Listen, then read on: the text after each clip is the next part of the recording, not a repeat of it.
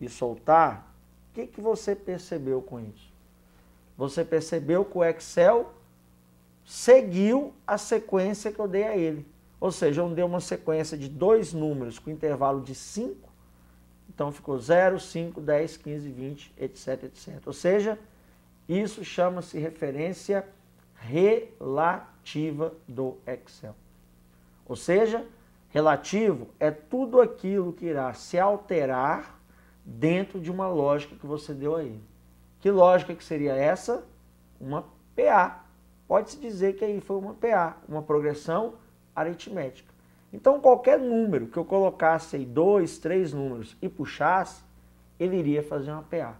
Então, a ideia é o seguinte, relativo é tudo aquilo que se altera dentro da lógica que você deu ao programa. Então, com número, 2 números para cima, você sempre vai ter uma PA no Excel.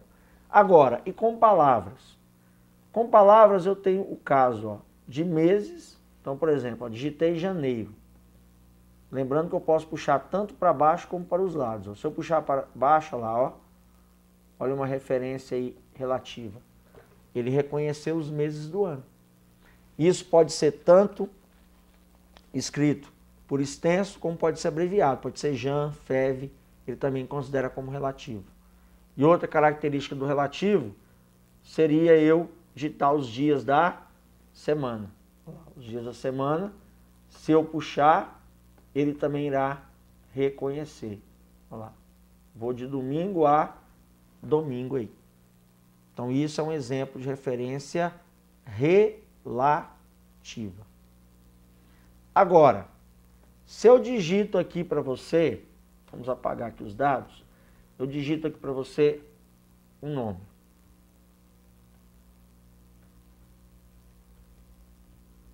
Procursos. Se eu pegar o nome Procursos e puxar, olha o que aconteceu. Ele não alterou. Ele manteve fixo o Procursos. Por que ele manteve fixo? Porque não tem uma lógica. Qual seria a lógica que vem após o Procursos? Bem, poderia ser aprovação, poderia ser estabilidade, poderia ser um bom emprego. É uma série de fatores que o Procursos oferece para você, aluno. Só que o Excel não sabe isso. Não foi ensinado a sequência de Procursos. Então, ele vai manter Procursos fixos. Então, toda vez que você tiver uma referência dessa fixa, significa que isso é uma referência absoluta. Ou seja, absoluto é aquilo que não se altera. Você mantém como um valor fixo. Então, por isso que chama absoluto. Agora, preste atenção. Se eu colocar aqui, bimestre 1. Se eu pegar agora e puxar, olha o que aconteceu. Ele travou a palavra bimestre, mas sequenciou o número. Então, eu posso dizer que ele fixou bimestre e não fixou número. Então, concorda que eu misturei referência absoluta com referência relativa? Sim. Então, eu posso dizer que isso aí é uma referência mista, porque ele travou um valor e não travou outro. Então, toda vez que você misturar palavra com número, vai ser uma referência mista. Isso não é porque ele conhece bimestre, não. Poderia ser Fabrício 1. Aí, a hora que eu puxar, ele vai até Fabrício 10. É porque eu coloquei uma palavra. Então, quando você coloca palavra e número, ele vai travar a palavra e sequenciar o número. Tudo bem? Vamos mais aqui a outro exemplo. Se você digitar apenas um número, só o número 2, e puxar, você vai observar que um número apenas tratou-se de uma referência absoluta. Por quê? Porque você não está ensinando a ele, você não está dando o que ele quer fazer. Poxa, ele vai para frente, vai para trás, o que ele quer? Sequenciar de 1 em 1, 2 em 2? Então, quando você digitar apenas um número e puxar, esse número será uma referência absoluta. Só que existe uma exceção. Por exemplo, se eu pegar o número qualquer e posicionar o cursor lá de novo, ó, eu vou pressionar a tecla Ctrl. Pode observar que pressionando a tecla Ctrl vai aparecer uma cruzinha, um sinal de adição lá no mouse. Então, se eu segurar o Ctrl e arrastar, você pode observar que agora ele sequenciou. Porque o Ctrl, você está pedindo para ele dar continuidade na sequência. Então, já não vai ser mais uma referência absoluta. Vai ser uma referência relativa. E lembrando que eu poderia também, ó, subir, ó. Se eu subir, olha que interessante, ó. Ele vai sequenciar voltando. Inclusive também para os lados. Você também pode puxar para o lado que você quiser. Então você entendeu em casa? Relativo é aquilo que vai se alterar dentro da lógica, através de uma sequência. Absoluto é aquilo que trava, você não altera. E misto seria a mistura do absoluto com o relativo. Tudo bem?